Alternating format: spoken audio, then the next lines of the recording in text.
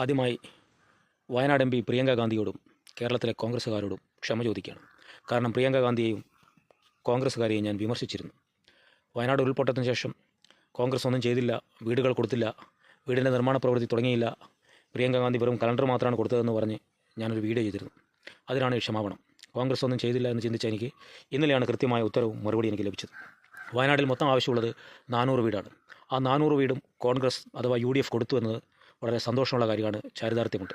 ഇന്നലെ ബഹുമാനനായ പ്രതിപക്ഷ നേതാവ് VD സതീശൻജി അത് പറഞ്ഞപ്പോഴാണ് കാര്യങ്ങൾ ബോധ്യപ്പെട്ടത്. 100 വീട് കോൺഗ്രസ് ഭരിക്കുന്ന കർണാടക സർക്കാർ, 100 വീട് ലീഗ് UDF ഘടകകക്ഷിയാണല്ലോ, 100 വീട് കോൺഗ്രസിൻ്റെ വക, അതിൻ്റെ കാര്യങ്ങളൊക്കെ റെഡിയായിട്ട് വേറൊരു 100 വീട് യൂത്ത് കോൺഗ്രസിൻ്റെ വക, അങ്ങനെ മൊത്തം 400 വീടായി. എന്തുകൊണ്ടാണ് കോൺഗ്രസ് UDFും തുടക്കത്തിലെ മുഖ്യമന്ത്രിയുടെ ദുരിതാശ്വാസ ഫണ്ടിൽ പൈസ കൊടുക്കരുത് എന്ന് പറഞ്ഞത് എനിക്കിപ്പോൾ മനസ്സിലായി. നേരത്തെ അത് മനസ്സിലായില്ലായിരുന്നു. കാരണം 400 വീട് ആവശ്യമുള്ളത് 400 കോൺഗ്രസ് കൊടുക്കും. പിന്നെ മുഖ്യമന്ത്രിക്ക് പൈസ കൊടുക്കേണ്ട ആവശ്യമില്ലല്ലോ. വെറുതെ പണം ഇങ്ങനെ പുട്ടടിച്ച് നശിപ്പിക്കാൻ മുഖ്യമന്ത്രിയുടെ ദുരിതാശ്വാസ ഫണ്ടിൽ കൊടുക്കേണ്ട ആവശ്യമില്ല.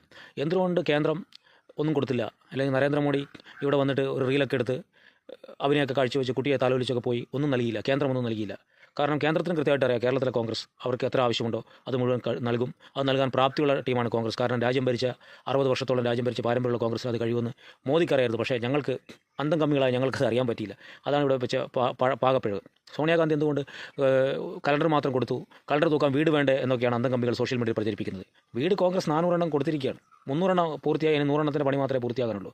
അടുത്ത മാസം, അതായത് ഇലക്ഷൻ ഉണ്ടല്ലോ, ഇലക്ഷൻ പ്രഖ്യാപിക്കുന്നതിന് മുമ്പ് 400 വീടുകളുടെയും എല്ലാ താക്കോൽദാനവും നടന്നു കഴിയും. സമ്പൂർണ്ണമായി വയനാടിനെ സംരക്ഷിക്കാൻ കോൺഗ്രസ് തയ്യാറായി കഴിഞ്ഞു. 7 സ്റ്റാർ ഫെസിലിറ്റിയുള്ള ഒരു ഹോട്ടലിൽ വെച്ചാണ് 2 ദിവസത്തെ കോൺഗ്രസിൻ്റെ ദ്വിദിന ക്യാമ്പ് നടന്നത്. ആ വയനാട്ടിലെ മരിച്ചുപോയ ആൾക്കാരുടെ നെഞ്ഞത്ത് കയറി നിന്ന് അവരുടെ പേരിൽ പിരിച്ച പണം കൊണ്ട് പുട്ടടിച്ചാണ് അവർ ആ പരിപാടി നടത്തിയതെന്ന് മറന്നു പോകരുത്. യൂത്ത് കോൺഗ്രസ് പിരിച്ച പണവും കൊണ്ട് രാഹുൽ മാങ്കൂട്ടം കോടതി കയറി ജാമ്യത്തിന് കൊടുത്തും ഒളിവിൽ താമസിച്ചും പുട്ടടിക്കുമ്പോൾ VD സതീശനും കൂട്ടരും 7 സ്റ്റാർ ഫെസിലിറ്റിയുള്ള ഒരു ദിവസത്തെ ഒരു ബെഡ്റൂമിന് 27,000 രൂപ വാടകയുള്ള റൂമിൽ വാടകയ്ക്കെടുത്ത് വയനാട്ടുകാരുടെ പേരിൽ പിരിച്ച പൈസയ്ക്ക് സുഖജീവിതം നയിക്കുകയാണ്. വാ തുറക്കുന്നത് ഭക്ഷണം കഴിക്കാനും നുണ പറയാനും വേണ്ടി മാത്രം. ഇങ്ങനെയുള്ളൊരു പ്രതിപക്ഷ നേതാവാണോ നിങ്ങൾ മുഖ്യമന്ത്രിയായി ഉയർത്തിക്കാട്ടുന്നത്? ഇയാൾ പ്രതിപക്ഷ നേതാവായിരിക്കും ഇങ്ങനെയാണെങ്കിൽ മുഖ്യമന്ത്രിയായി കഴിഞ്ഞാൽ എന്തായിരിക്കും? വ്യാജം മാത്രമേ പറയൂ.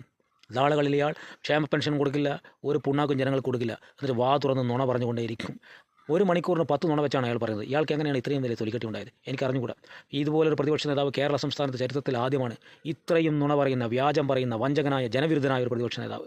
പാവപ്പെട്ട ആൾക്കാരുടെ മരണത്തിൻ്റെ പേരിൽ പോലും പണം പിരിച്ച് ആ പണം പുട്ടടിക്കുകയും അവർക്കൊന്നും ചെയ്യാതിരിക്കുകയും എന്നിട്ട് ന്യായീകരിച്ച് സർക്കാർ ഉണ്ടാക്കിക്കൊടുക്കുന്ന ടൗൺഷിപ്പിൽ പോയി സിദ്ദിഖ് MLA പോലുള്ള ആൾക്കാർ പോയിട്ട് പണി വേഗത്തിലാക്കണമെന്ന് ഡയലോഗ് അടിക്കുകയും ചെയ്യാണ്. ഇത്രയും നാറിയൊരു ടീം കേരളത്തിലല്ല ലോകത്തുണ്ടാവില്ല. ജനങ്ങളെ കരുതിയിരിക്കുക. ഇവരാണ് കേരളം ഭരിക്കുന്നതെങ്കിൽ നിങ്ങളുടെ കാര്യം കട്ടപ്പുകയാണ്.